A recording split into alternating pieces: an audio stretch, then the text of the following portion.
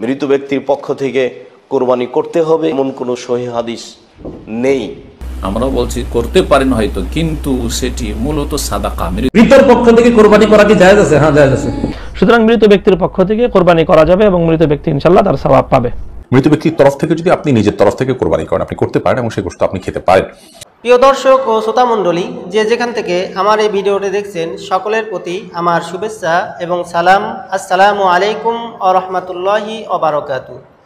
প্রিয় দর্শকবিন্দু, আজকের এই ভিডিওতে আমরা জানব মৃত ব্যক্তির পক্ষ থেকে কুরবানি দেওয়া যাবে কিনা। আমরা অনেকে এমন আছি যে বাবার নামে, মায়ের নামে কিংবা দাদা দাদির নামে কুরবানি দিয়ে থাকি। তো এইভাবে মৃত ব্যক্তির পক্ষ থেকে কুরবানি দেওয়া জায়েজ আছে কিনা আজকের এই ভিডিওতে আমরা বিস্তারিতভাবে জানব। এ বিষয়ের উপর বিজ্ঞ 6 জন আলেমের বক্তব্য আজকে শুনব।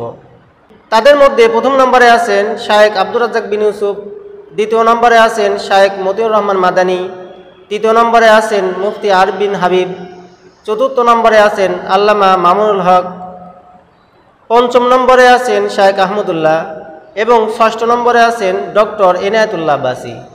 তো প্রিয় দর্শক, প্রথমেই আমরা শায়েখ আব্দুর রাজ্জাক বিন ইউসুফের বক্তব্য শুনে আসি। মৃত ব্যক্তির পক্ষ থেকে কোরবানি করতে হবে এমন কোনো সহিহ হাদিস নেই। রাসূল সাল্লাল্লাহু আলাইহি সাল্লাম এমন কিছু বলে যাননি, সাহাবীগণ থেকে এমন কিছু প্রমাণ নেই। কুরবানির পশু মরা মানুষের পক্ষ থেকে জবে করতে হবে মর্মে যে হাদিস এসেছে সে হাদিস অগ্রহণীয়।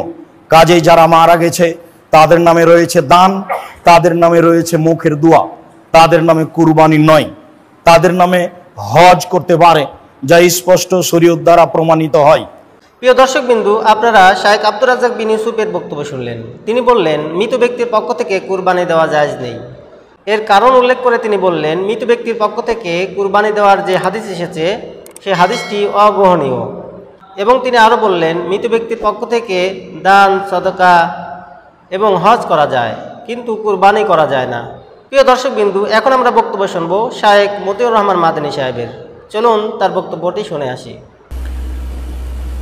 যদি জিজ্ঞাসা করেন যে এটি কি সুন্নাত, বলবেন না, মোটেই সুন্নাত না। রাসূলুল্লাহ সাল্লাল্লাহু আলাইহি ওয়াসাল্লাম আমরা শুধু মৃতের নামে কুরবানি দিতেন না, তবে তাদের আদর্শ হচ্ছে জীবিতদের নামে কুরবানি দিতেন এবং জীবিতদের নামে, জীবিতদের পক্ষ থেকে যে কুরবানি হইতো এই কুরবানিতে মৃতদেরকেও শরীক করেন, কোনো অসুবিধা নেই।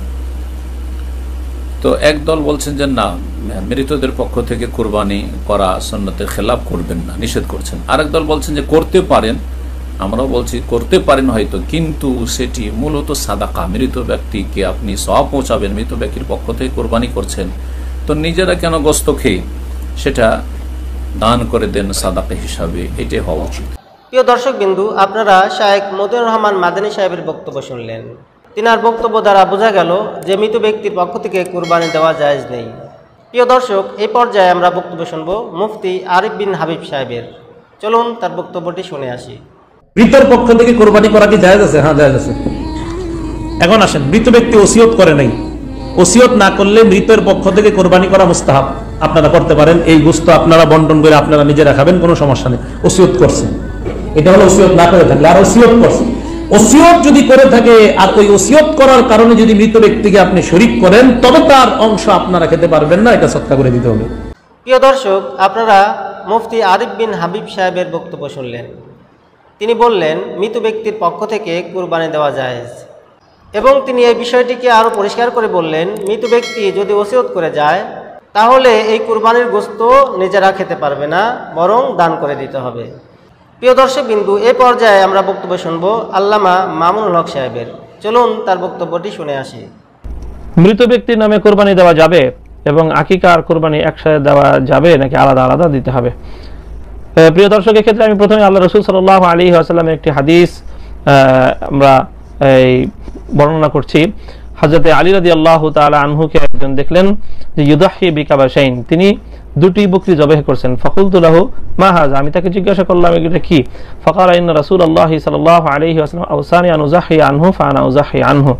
হযরত আলী রাদিয়াল্লাহু আনহু বললেন যে আল্লাহ রাসূল সাল্লাল্লাহু আলাইহি ওয়াসাল্লাম আমাকে ওসিয়ত করেছেন আমি যেন আল্লাহ রাসূলের পক্ষ থেকে কুরবানি করি, তো আমি আল্লাহর নবীর পক্ষ থেকে কুরবানি করছি। সুতরাং এই হাদিস থেকে স্পষ্ট হয়ে বোঝা যায় যে কোনো মৃত ব্যক্তির পক্ষ থেকে কুরবানি করতে কোনো সমস্যা নেই, বরং এটি একটি সুন্নাহর আমল। হযরত আলী রাদিয়াল্লাহু আনহুকে আল্লাহ রাসূল বলেছেন। এজন্য আল্লাহ রাসূল সাল্লাল্লাহু আলাইহি ওয়াসাল্লামের পক্ষ থেকে তার মৃত্যুর পরেও হযরত আলী রাদিয়াল্লাহু তাআলা আনহু তিনি কোরবানি করতেন। সুতরাং মৃত ব্যক্তির পক্ষ থেকে কোরবানি করা যাবে এবং মৃত ব্যক্তি ইনশাআল্লাহ তার সওয়াব পাবে। প্রিয় দর্শক বিন্দু, আপনারা আল্লামা মামুনুল হক সাহেবের বক্তব্য শুনলেন। তিনি বললেন মৃত ব্যক্তির পক্ষ থেকে কোরবানি দেওয়া সম্পূর্ণ জায়েজ।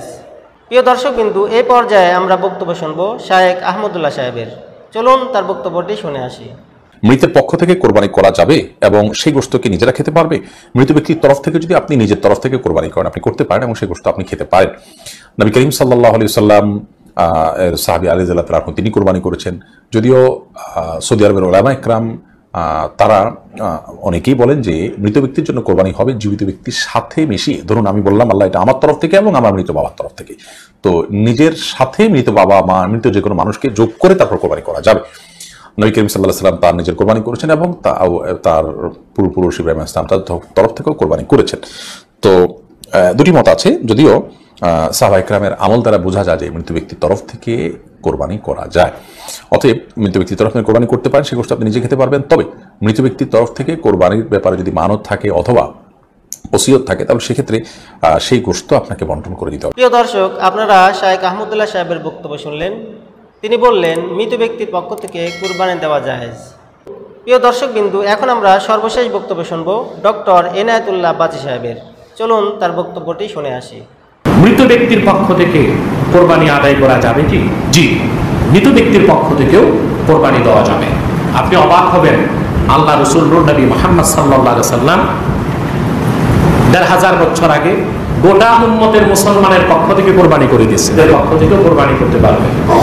আসলে একটা কথা আমরা ভুল করি যে বাবার নামে কোরবানি, মার নামে, ছেলের নামে, এদের নামে কোরবানি হয় না, কোরবানি হয় আল্লাহর নামে, এদের পক্ষ থেকে, বাবার পক্ষ থেকে, বাবার নামে না, মায়ের পক্ষ থেকে, মায়ের নামে না।